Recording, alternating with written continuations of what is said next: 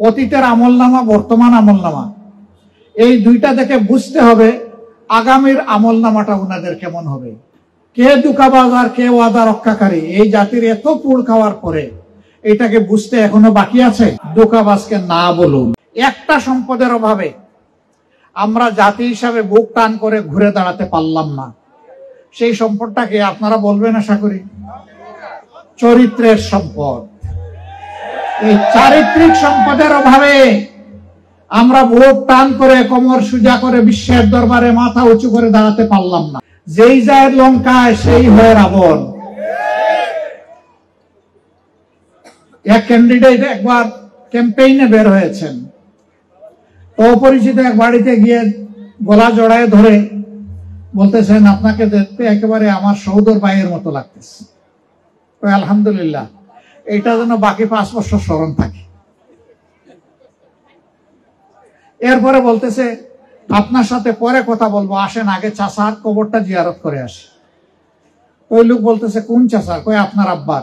কই আস্তাগফিরুল্লাহ, উনি তো জীবিত। মানে কুনাকুনি মেরে দিছিল, যদি কাজে লেগে যায়। একটা কথা আছে না, যদি লেগে যায়। ওই রকম করে মন জয় করার জন্য জিতা বাপের কবর জিয়ারত করতে চায়। এটা হলো ইলেকশনের আগের অবস্থা।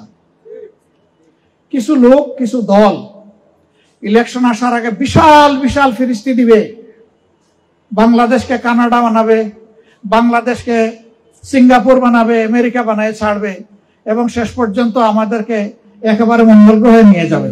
কিন্তু যখন ইলেকশন চলে যায় তখন আর এটা মনে থাকে না।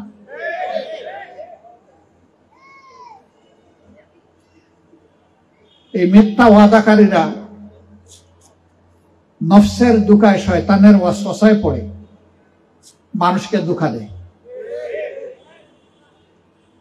আমরা বহু দুঃখার শিকার হয়েছি গত 54 বছর।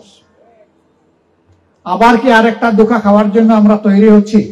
বরঞ্চ এবার দুঃখাবাজ যারা, তাদেরকে আমরা কি বলবো? দুঃখাবাজকে না বলুন। কে দুঃখাবাজ আর কে ওয়াদা রক্ষাকারী, এই জাতির এত পুড় খাওয়ার পরে এটাকে বুঝতে এখনো বাকি আছে। অতীতের আমলনামা, বর্তমান আমলনামা, এই দুইটা দেখে বুঝতে হবে আগামীর আমলনামাটা ওনাদের কেমন হবে বা আমাদের কেমন হবে। মর্নিং সজদা ডে, সকালে সূর্য যখন উঠে রক্তিম সূর্য, তখন ওটা দেখে বোঝা যায় যে ওটা নিবু নিবু নাকি ঝাঁঝালো। যদি ঝাঁঝালো হয় সারাদিন তাকে দীপ্ত ফর্সা, আর যদি নিবু নিবু হয়ে উঠে তাইলে হয়তোবা দেখা যাবে যে মেঘের আড়ালে লুকোচুরি করবে। একেবারে স্পষ্ট উজ্জ্বল সূর্যের আলো চাই। এই যে আমার সামনে বসা, আমার চোখ বলতেছে, আমি যদি ভুল না করে থাকি, উপস্থিত লোকদের 60% হচ্ছে যুবক। যুবকরা একটা সমাজের পাওয়ার। আমরা সেই লুকোচুরি করা সূর্য আর দেখতে চাই না।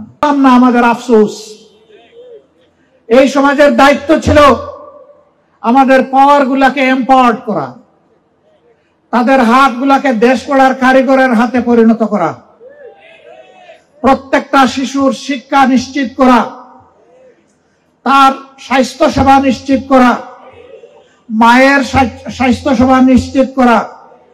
এইভাবে একটা সমাজ, সুস্থ সমাজ গড়ে তোলার জন্য সমাজ দায়িত্ব পালন করবে, কিন্তু না, আমাদের সমাজ করে নাই।